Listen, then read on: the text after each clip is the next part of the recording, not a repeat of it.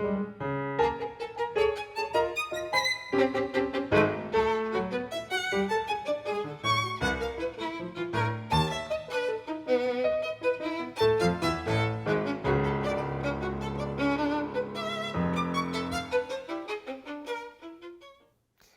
evening and welcome to Public Affairs Public Access on Houston Media Source TV.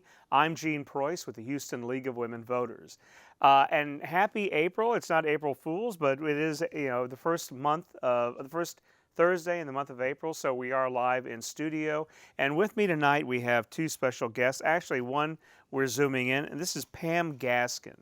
Pam Gaskin is a member of the Fort Bend County League of Women Voters, so one of our sister organizations, and she's been involved in voter rights and voter registration efforts for a long time. And we're going to talk about some of the things she encountered with mail-in ballots this year, and maybe you've seen it on the news, but we're going to ask her to talk about those issues with us tonight. Also here in studio with me is Mr. David Contreras. David is a historian for the League of United Latin American Citizens, LULAC, and he has been very active for a number of years in preserving the history of that organization. LULAC is the oldest Hispanic civil rights association, not just in Texas, but in the United States, although it was founded here in Texas, a couple hundred miles south of here in Corpus Christi in 1929. And so we're going to talk about that. And David's family has long roots in LULAC. We'll talk about that and some of the ways of preserving that history and getting it out into the public. So thank you for joining us tonight. And let's go ahead and get started right away.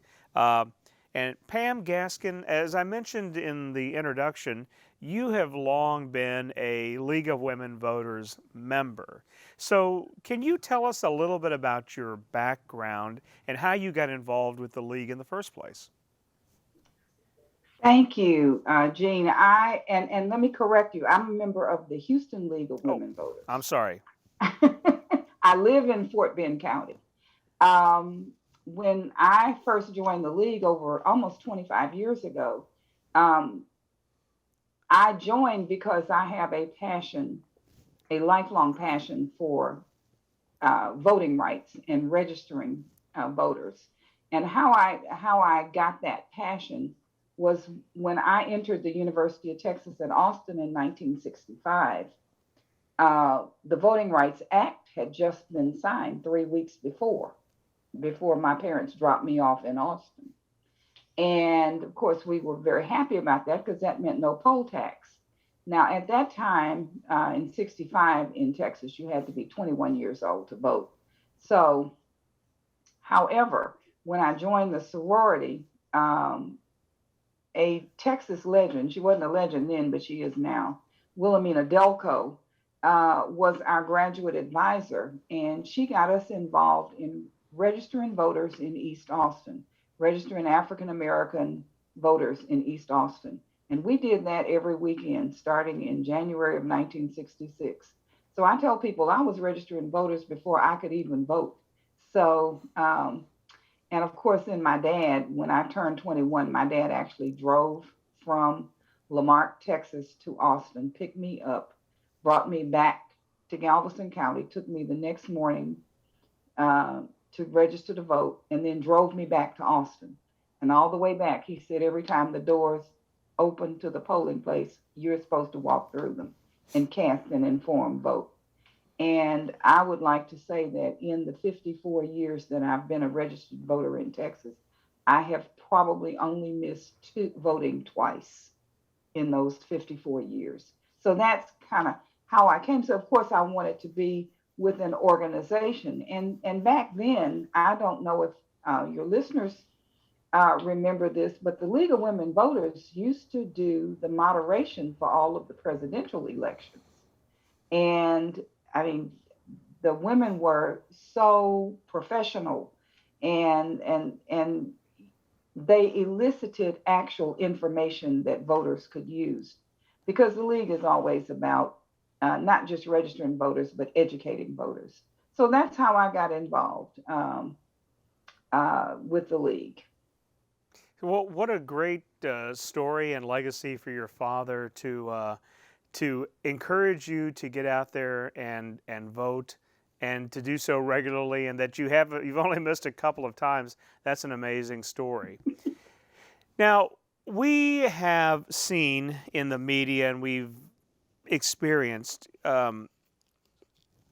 concerns about voting, and it's nothing new. I mean, here in Harris County, for a long, long time, people like Orlando Sanchez, people like Paul Betancourt, who's also a league member, have long been concerned with the sanctity of the ballot, I guess, is how they would fashion it. And I Hmm. don't want to misrepresent them, but they're very concerned about are people who are eligible to vote voting? Are people registered in the correct way? Do you have the list of dead names? I mean, you can go back to in Texas, we have the infamous 1948 Senate election where Hmm. Lyndon Johnson won the Senate election by a majority of voters, and as people who have seen the roll said, that was all in the same hand, in the same ink, and it was very suspicious. Landslide Lyndon is the name he got after that. But and everybody's concerned. I mean, certainly, I think everybody in the room, we want fair elections. We Yeah. want um, untampered with elections. And so I'm not opposed to that, but there has been considerable comment that some of the laws that have recently been passed in the wake of the last election have hurt rather than helped people to vote. And I'm saying all this as a lead in. Can you tell us, first of all, what is your experience? As I said, you've been a registrar as well. So, what is your experience with helping people and overseeing elections? Well, I have been a deputy voter registrar in Fort Bend County for over 20 years. Um, and I am also a deputy voter registrar in Harris County as well. When I first became a deputy, if you became a deputy in one county, you could actually assist people in registering to vote all over the state. Only in the last 10, 12 years or so have you had to get your registrar done in every county, your certification in every county. So, that's one change that has happened. But my experience, I have also not only registered voters, I have worked the ballot board in Fort Bend County. And the ballot board, the EVBB, you will see those letters, the early voting ballot board. These are the people who work in teams, one Republican, one Democrat, and we verify signatures on the backs of the carrier envelopes even before the ballot, even before you open it. So we verify signatures, we prepare those ballots to go into the counter. So uh, we just absolutely, I have experience in various phases. I've worked the polling place. So, um, and I too want us to have fair elections. I don't want people to vote who are not eligible to vote. I tell folks I don't want people to vote who are not educated about what they're voting for. So, I think everyone should be an educated and informed voter, and they should be an eligible voter. Um, so that's kind of my experience in the system of voting. So, uh, you know, when I had these difficulties after this Senate bill won, I was just flabbergasted. Well, let's talk about some of that. In Senate Bill 1, just to remind everybody, this was actually what sparked the walkout by Democratic members of the Texas House. Hmm. Um, they got up and they left. They were, AWOL, some people said, and uh, Abbott, our governor, had said that he was going to, they needed to be found, they needed to be brought in, they needed to finish out the legislature. This was right at the end of the regular legislative session, and we ended up having three special sessions um, that the governor called to get everything done. And of course, we had census problems and all these other things because of COVID, and it was just a real tough legislative year this year. But Senate Bill 1 put into effect some limitations on mail-in ballots because this has been seen as problematic. So we've got these new methods in place. Tell us, what was your experience like trying to use mail-in ballots? Okay. In Texas, you have to be a member of one of four classes of citizens in order to use a mail in ballot. You also have to be a registered voter. That's the first thing. The four classes are you have to be 65 or over, disabled, out of the county for the duration of the election period, which means from the first day of early voting through election day, you cannot be in the county. And the fourth class is incarcerated. So in Texas, what you have to do, and what you've always had to do, is request a mail in ballot. So every year I go for the last uh, 10 years, I have gone online the first week of January to um, uh, request my ballot and pull down the application, fill it out, mail it in. This year on January 3rd, I pulled down the application from Fort Bend County's elections website. I filled it out, I mailed it in. 10 days later, I got a letter that said, through no fault of yours, your application has been rejected. So I called the election office and talked to somebody I knew. And they said, oh, Ms. Gaskin, you used the wrong form. I said, well, I got the form from you. Why, why did you have the wrong form on the website? So they said, well, the Secretary of State didn't send it to us in time. And we forgot to take the old one down. I said, okay, is the correct form on your site? Oh, yes. I said, okay. So on January 13th, I pulled down the correct form. I filled it out. I mailed it in. Guess what? I got a call, and the person said, Ms. Gaskin, don't shoot the messenger. Your application has been rejected again. And I said, okay, what happened? Well, the ID that you put on there is not the ID that you used when you first registered to vote in this county. That's the ID that's in your voter record. I said, well, I registered to vote in this county 46 years ago. What help me out here? What didn't I put on there? So I said, I put my driver's license on there. And she said, yes, I see that. I said, well, the form says you must provide one of the following. And the first line is driver's license. The second line says, if you do not have a Texas driver's license, then put in the last four digits of your social security number. Well, I have a Texas driver's license. I've had one for 60 years. So I put it in, and obviously I should have put in my last four digits of my social security number. So once again, I filled out the application and I mailed it in. And finally, on January 31st, I received my ballot in the mail. It took 28 days and three tries and two rejections to get that ballot. Now, let me tell you, that application is misleading. It it tells you that you have to provide one of the following. When you provide that one, then it's not the one that's in your voter record.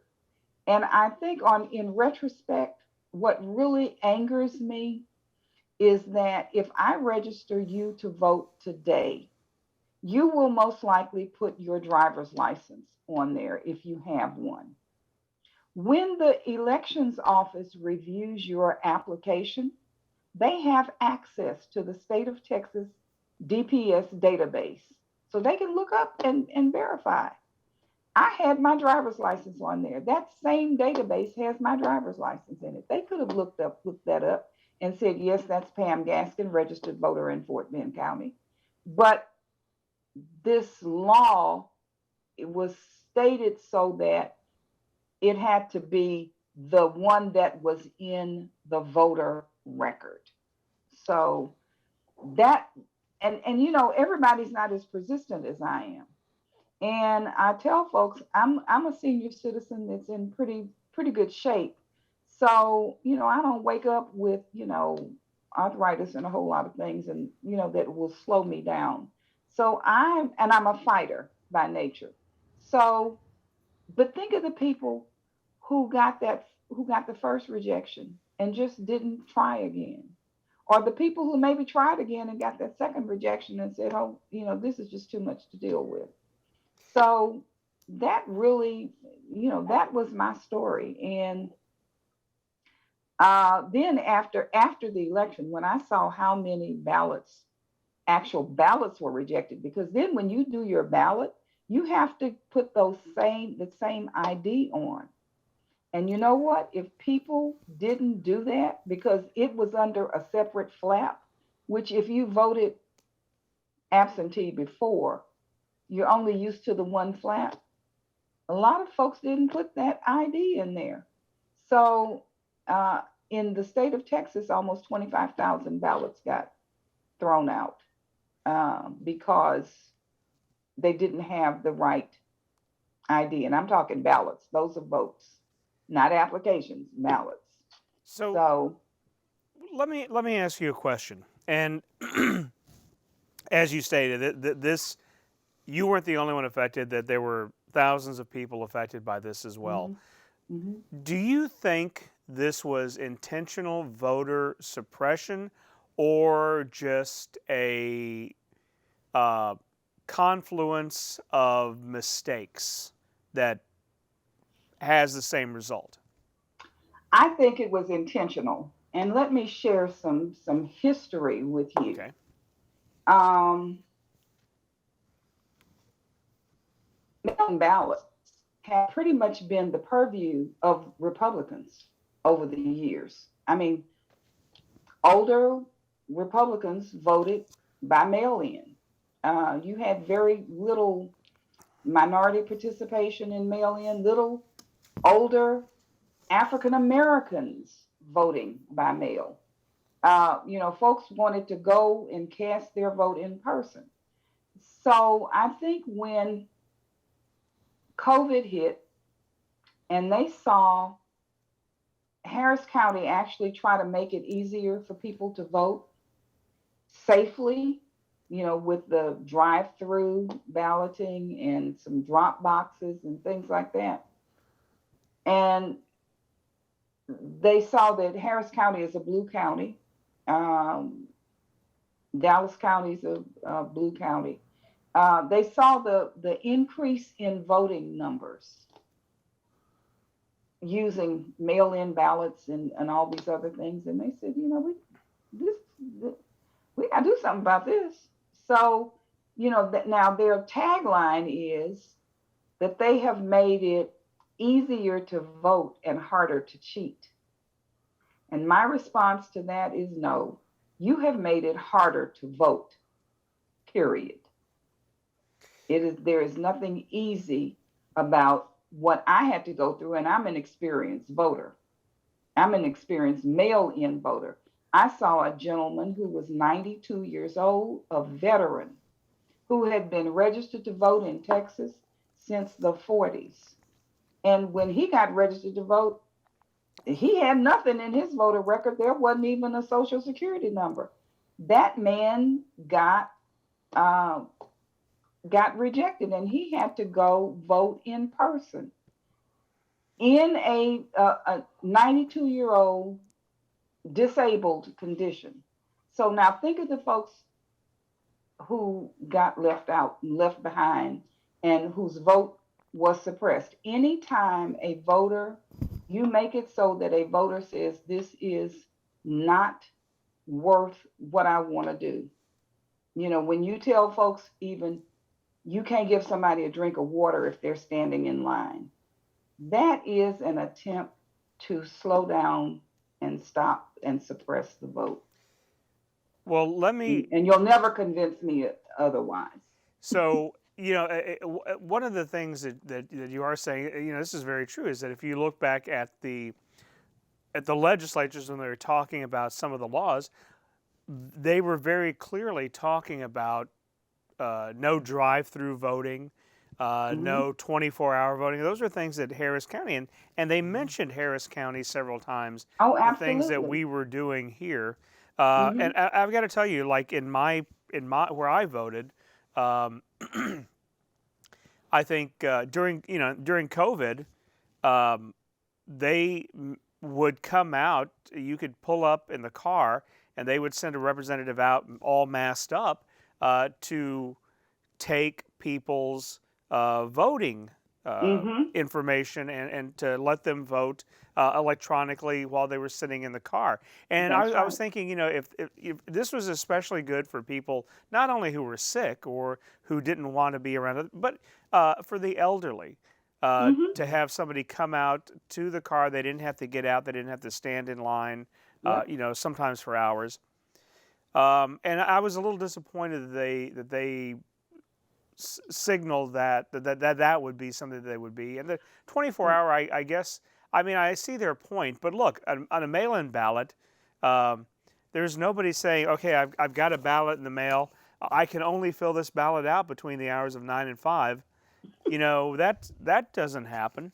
Yeah. And the other thing is on the mail-in ballots, in person, just to go to the other side of the story here, in person, all you need is a state issued ID of some sort, That's correct. right? That's So what correct. they're asking you was to provide two forms of ID. Hmm. Um, so, even let's just say that that all this was accidental, that it was just a comedy or a tragedy rather of errors, right? They didn't get this. Why didn't the Secretary of State provide the information, the correct forms in a timely fashion? That's what that office is supposed to do. Why That's correct. didn't why didn't in Fort Bend, why didn't they have the right form, the other form up? Why didn't they have better instruction? I mean, Yeah. it You know, seems. I told him, I said, why didn't you just put, if you didn't have, you knew there was a new form. If you knew there was a new form and you didn't have it, when I clicked on that, I should have gotten a pop-up that said under construction or the form is not available yet. Please check back Yep. with us later. I mean, I also am an IT person, so I mean, this is not hard to do. Well, so let me ask you a question. So what has been the response? How did Fort Bend make it right? Well, Fort Bend Fort Bend followed the law as it exists. Okay, and so to make it right, uh, could they change the requirements? No, they couldn't. If someone did not put the correct ID on and it was past the deadline, because remember, you had until February 18th to request a mail in ballot. So for that March 1st election. So if you were fool, if I had started on February 1st, I would not have been able to vote via mail in. I would have, my only choice then would have been to go vote in person. So I mean, they didn't make it right. They followed the law, and you know what? They were as frustrated. That elections office was as frustrated. as I was because they knew. I mean, one of the workers told me, she said, we are rejecting people that we know have voted for 10, 15, 20 years. And, there is nothing we can do about it because they'll lose their jobs if they break the law. So, And so they had to do. Now I know that your story was also covered in the Texas Tribune, and I think in there they mentioned that um, there was like some overly cautious employees um, yeah. who Yeah, wouldn't. when I asked her what number should I have put on there, she said, Miss Gaskin, if I tell you that, I could get arrested. And I said, what? And she said, the law says that I cannot tell you what the number is in your voter record. I'm like, well, it's my record. Yeah. I, so and she was frustrated by that. She said, so I said, well, I said, if I guess it, will you tell me that I'm right? Or just whistle, something. So I guessed it, and she whistled, and I said, okay. Well, okay. So had this happened to somebody else, and you have a lot of experience, right? You have been doing this. You have been voting for a long time. You have been helping others to register to vote. You have been a member of the league, and one of the primary purposes is to get people to vote. Right. In fact, I was the vice president of non-naturalization voter registration. So, so you're somebody who knows how the system works, Yeah. and you were persistent, and you wouldn't give up. What do you think the average person who I need to vote, I need to mail in, I'm not going to be in the county, I'm going to mail off for it, and I get 1, 2, 3 blocks? What do you think my response is going to be? Yeah. Yeah. A lot of people gave up. I have people that called me, people that I went to church with, go to church with, and what can I do? And for some of them, I said, look, just go vote in person, or just fill out and do like I did. Put every number in there. Put in both your social and your driver's license. Just to cover your bases. Now, I don't want your listeners to think that something doesn't exist. There is in the law, and there has been in the law for about 5 years, something called curbside voting. That was always available and is still available for people who are disabled, who cannot go into the polls for, some either physical or health reason. And whoever takes them to the poll can take their ID in, see the election judge, and they will bring a machine out to the car so that person can vote. So that is still, okay. I think Harris County just used that model of that to facilitate drive-through voting because, they knew how to do it. And, who did it hurt? Nobody. Well, what do we need to tell as the league? What do we need to tell citizens about how to avoid the rigmarole? How do we make it easy on ourselves? I guess we need to be persistent, and we need to make sure we get this done early. Early is the thing. If you're going to vote by mail, get your annual application in January. When you do it, ask for the annual application. That way, every time there's something going on at the polls, you will get your ballot. I got my ballot for the May 7th election just the other day. And that was because I filled out my request back in January. So you do that early. If you're going to go vote in person, go during the early voting period. And for this reason, if there is, well, let me back up. Before you even go to the polls and before the deadline ends to register to vote for a specific election, check your status at votetexas.gov and put in your birth date and your county and your name, and it'll tell you whether you're a registered voter or not. Because let me tell you, the other part of that bill is that they're purging voters off the rolls. And if you happen to have a common name like John Smith or Juan Gonzalez, you could get taken off the roll and inadvertently.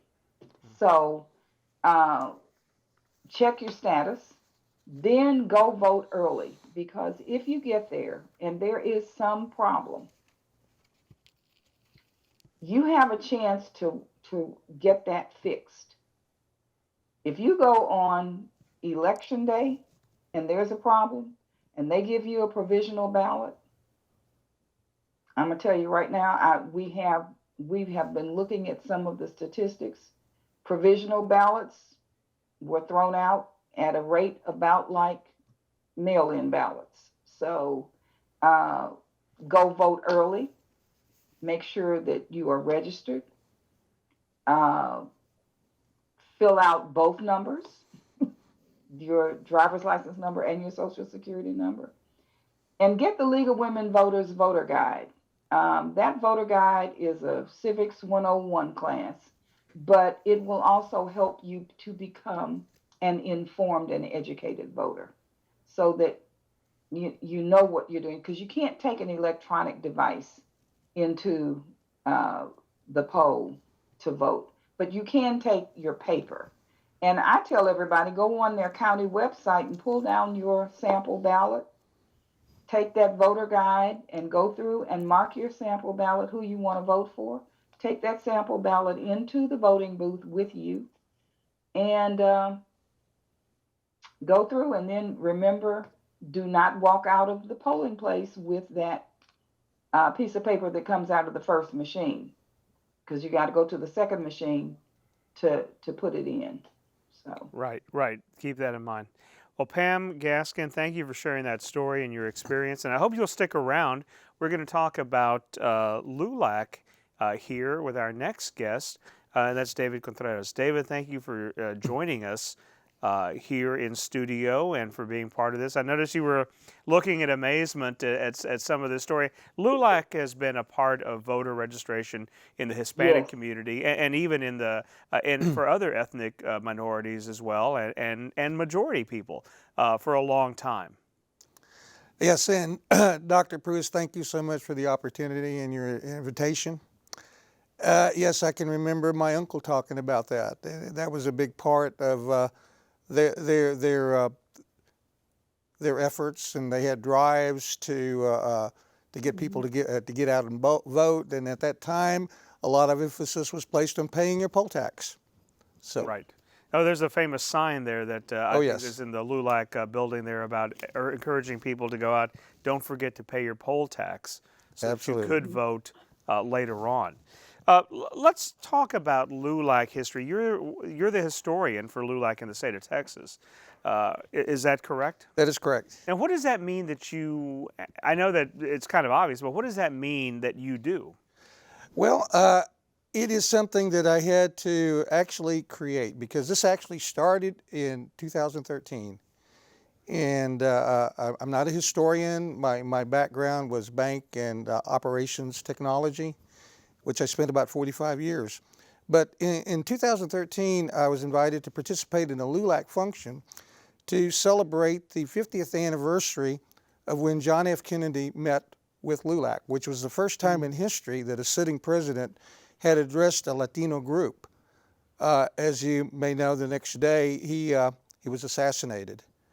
And so my job was to find people who had attended the event 50 years before, the entertainers, and to pull together some history and to create a website.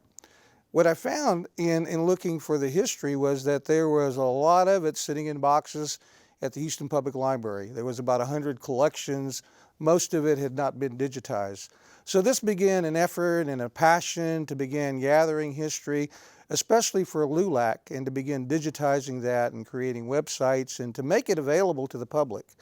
And so at that time, we began this joint effort with LULAC and the Houston Public Library, a young lady by the name of Micaela Selly, who at the time was the archivist for Latino collections. And so we began doing work to grow the collections. Yeah, and some of that was started previously by Tom Krennick, who was an archivist for the Houston Public Library, and he kind of created that Mexican-American collection. But as you're saying, a lot of it wasn't digitized. You're absolutely right. He did some incredible work. Dr. Tom Krennick helped to create about maybe more than half of the 100 collections that I had mentioned. And some of the collections were enormous. Some of them are 50, 60 linear feet of documents. And so getting people to know about these archives, getting people to know that these resources are available is something you've been doing for quite a while now. Yes. As I mentioned, we started about 8 years ago. And it was a very arduous process, a very slow process. We didn't get much attention and support. But surprisingly, just after COVID, and when people began having these types of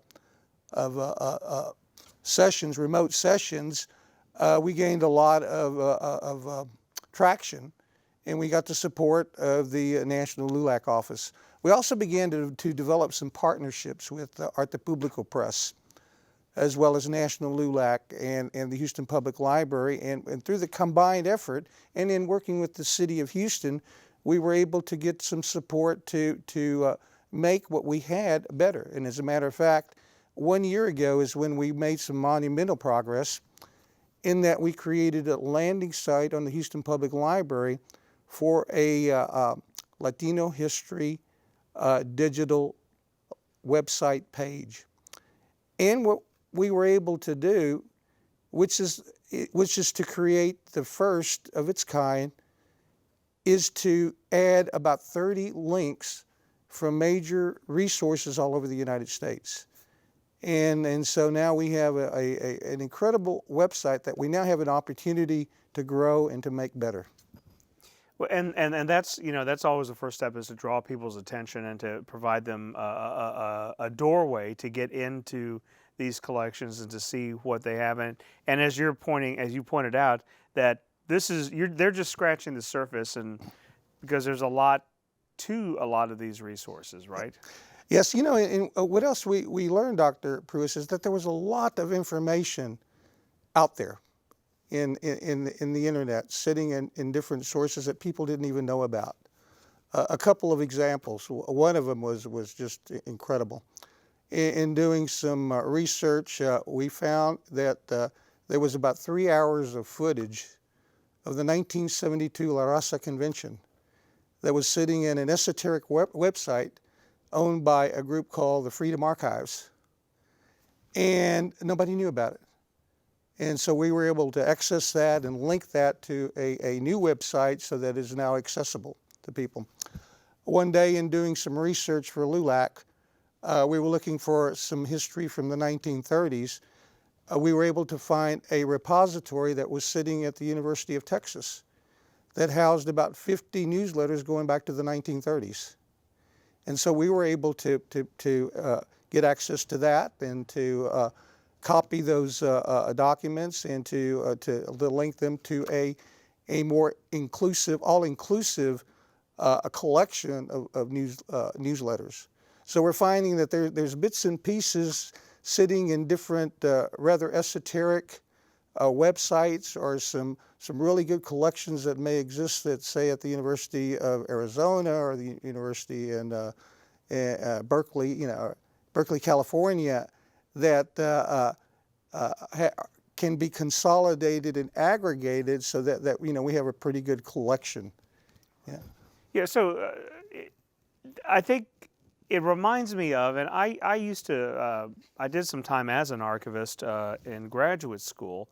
A lot of papers and a lot of documents, students often are told, well, we just have to look at the sources. Well, a lot of those sources end up in people's attics, in people's trunks, in a box from a deceased relative. It's like, well, what's in there? Oh, I don't know, a bunch of papers.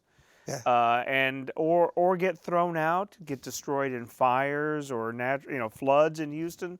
And so a lot of that disappears, or a lot of people don't know that what they've got, that they've got a treasure trove. Are you working on anything to try to pull in, to get people to look for and to save these documents that might be hidden in their attics? Not yet, but that is a very important component of building these collections. I think right now we're concentrating on trying to determine what is it that exists that we can digitize and make available to the public. Another good example, this was an incredible find. We were concerned because there was a fellow by the name of Leonel Castillo, who was the first Latino to hold the controller job with the city of Houston. He was a city councilman. He later became the director of, I guess, immigration back in 1977. And I was so disappointed because I could not find an interview of him anywhere, a video. There were a couple that were audio, but that is all that I could find. But one day, while doing an extensive search, I found an interview that was done in 1977 by William Buckley Jr. It was an incredible find. And so there are nuggets like that exist out there. We just have to find them. So ironic that William Buckley Jr., the editor of National Review, the founding editor of National Review, and Mr. Conservative in the 60s, 70s, did an interview with Leonel Castillo. Mm-hmm. That's big. And in fact, I was in Boston, I mentioned, last week at a historical convention, and they were talking about WGBH has put together some of these collections. Might find more information there, might find that interview there, of some of the stuff that Buckley had done for PBS, for WGBH in Boston, very early on in all these interviews that they have started now to make more available and to digitize and to put out there. So that is an amazing story, and I'll have to get with you to talk about that. One of the things that we were talking about kind of off camera in the history of Houston, and for the Latino and the Black community, is Mickey Leland.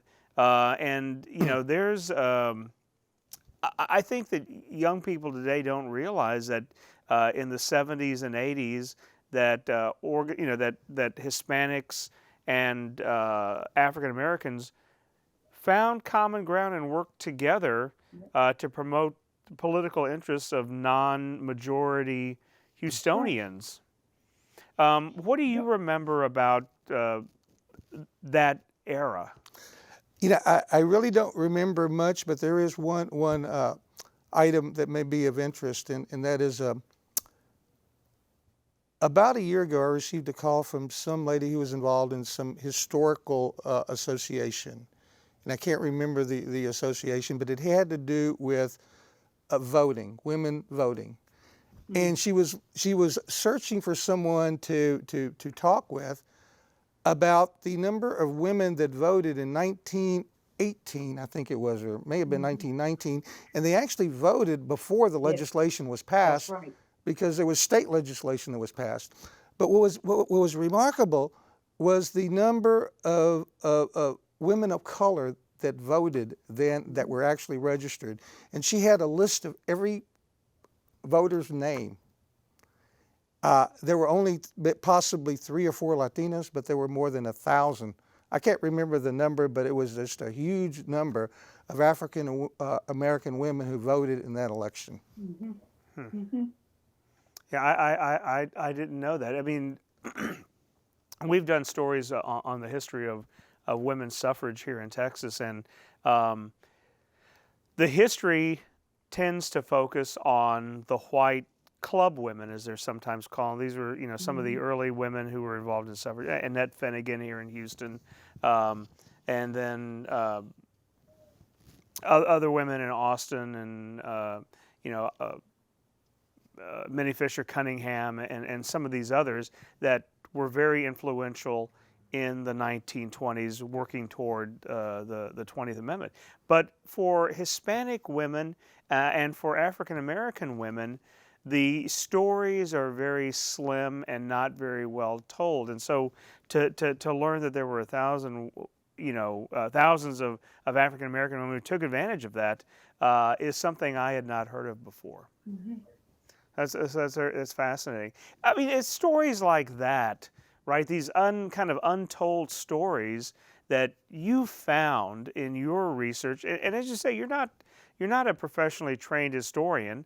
You're just a former banker, and you got interested in this, and you started doing this on your own. What have been some of the rewards that you found in your experience? Okay, I'll share two of those, and one was specifically with LULAC. When we were celebrating our 90th anniversary, we developed a kind of like a video slideshow of their significant milestones. And what I included in there was some local history, which included a photo of my great uncle. And he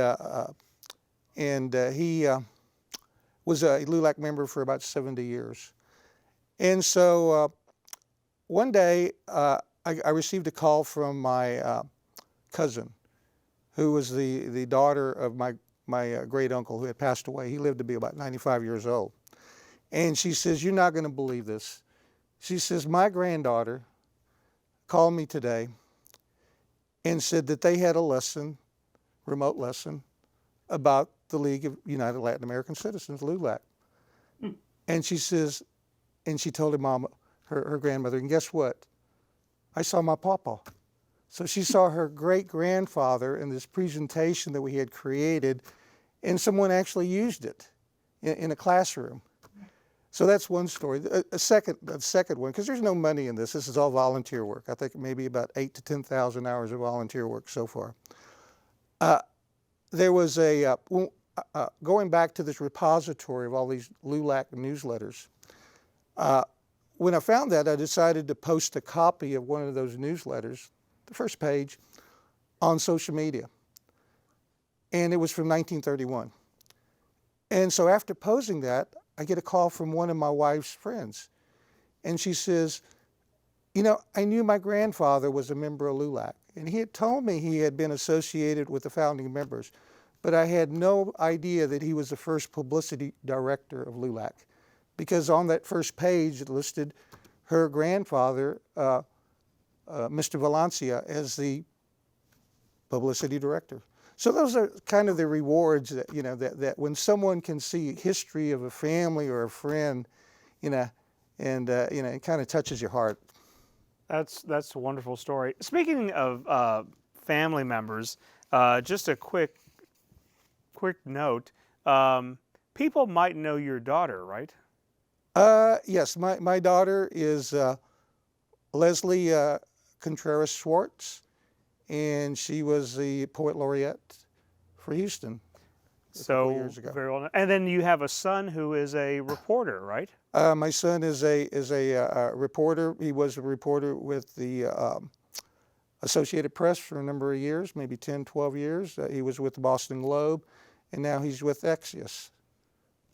And so his name? His name is Russell Contreras. So look that up, and you may see a story. And he does a lot of historical stories. So I'm guessing that he shares your passion for for history. Yes, he does a lot of stories on about people of color. He does done a number of stories on critical race theory, among a number of other different topics. Yes. Yeah, and I know you're very proud of their accomplishments Oh, and your absolutely. family's accomplishments, and the work in LULAC that you're carrying on and your children are carrying on. Yeah, and you know, and actually, not many people know about this, but my Contreras side was actually involved in LULAC in 1935, and then that's the paternal side. On the maternal side, my great uncle began his journey in LULAC as soon as he returned back from World War II in 1945. So post-war, when was LULAC? Tell us a little bit about the founding of LULAC. Yes, LULAC was founded in 1929, and it was when three groups combined to form LULAC. And I went back to a document that I did because in 1929, one of the first things that they did in 1930 was to desegregate hundreds of public places throughout Texas, like barbershops and beauty salons, swimming pools, restaurants, drinking fountains, public dining places, hotels, and so on and so forth. But this continued because even in 1945, LULAC was involved, and my uncle was involved in a situation where a soldier who had received, he was a recipient of the Congressional Medal of Honor. His name was Macario Garcia. Went to a cafe in Sugar Land. Yeah. Okay, and he was refused service. And so he got into a big fight, he got arrested, this thing got national attention. LULAC came to his aid, raised money by selling tamales and hosting all kinds of events, and the charges were eventually dropped. He got a lot of national exposure. But you know what's something that's really interesting that most people don't know is that that bar fight, okay, was used in a major movie production called The Giant. Okay. And if you remember that scene, there was I believe a cafe owner tries to remove Rock Hudson's what is it, father-in-law or something? I can't remember, from the bar, and then there's a big fight scene. But that is where they got the idea. Wow, and yeah, that was There's James Dean's big movie, right? Yes, yes. there's a school in Fort Bend named after Macario Garcia. Yes, yes. Yeah, he's interesting, sad story, but you know, that was true. Is that there were a lot of servicemen of color, black, brown, who faced a lot of discrimination after they came back, I really think it's post World War II that the civil rights movement. You know, everybody thinks about civil rights in the 50s and 60s, but it started because of efforts of people coming back from World War II who had served their country and sometimes paid for it with their lives. Yes. Who said, you know, the double V campaign that African Americans used, right, is that we'll fight against fascism overseas, but we're also going to fight against it here at home as well. And thankfully, people, those people who worked and bled and fought against segregation and discrimination, really helped us to get where we are today. I mean, we still have it, but they started the fight, I think, and we need to, and people who voted, you know, these African American women who voted. I need to look that up because that's a interesting story I'd like to learn more about. And David, I want to thank you so much for sharing the stories and the work that you're doing. You know, you're working on you know, getting more resources with the libraries. You've been working with Harris County. You've been having meetings. Anything that you want to tell us about that maybe we need to think about in the future? Well, there is an effort underway, and we can probably talk about this at a later point, but their community has come together, Latino community leaders, to begin working on a Latino cultural arts complex. And so we've got some funding, about $1.25 million worth of funding just to begin doing the planning. We think it's going to take more than double that just to do the planning part of that, but more to come. Well, thank you for all of your effort and all of your work, and thank you for sharing these stories with us. And hopefully, we'll have you back on to tell us more and to see how these efforts are progressing to preserve that history and the story of the Mexican American community and Latino community here in the Southeast Texas region, especially in Houston. Thank you. Pam Gaskin, thank you so much, and thank you for all of your work over the years with the League of Women Voters. And Thank you. thank you for sharing the story and efforts to make voting easier. I want to ask you real quick, remind us again of the 4 classes, because it's not just anybody who can do a mail-in ballot. What are the 4 classes once again? You have to be 65 or over, disabled, out of the county for the duration of the election period. Then that's one that's used by students, you know, who are away at college and that sort of thing, or people who may work overseas part of the year. Our military people, they all vote by mail. And the 4th category is incarcerated. Now, the state did add a 5th category this year. I don't know how they came up with it, but if you are pregnant and expecting within 3 weeks of election day or 3 weeks after election day, you can vote by mail. Well, yeah, let's keep those in mind because it's not just anybody. You have to fit into one of those categories. Pam Gaskin. And you have to be a registered voter. And you have to be a registered voter. Yes. That's Yes. probably most important. Right. Pam Gaskin, thank you so much for all the information and keep up the good fight. David Contreras, thank you very much for sharing with us. And thank you very much for joining us tonight here on Public Affairs Public Access on Houston Media Source TV. I'm Gene Preuss for the Houston League of Women Voters. Have a good night. Thank you. Thank you. Thank you.